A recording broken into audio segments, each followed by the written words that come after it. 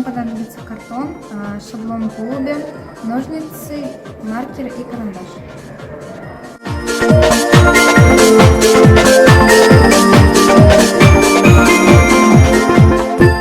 С помощью фломастера мы будем его декорировать.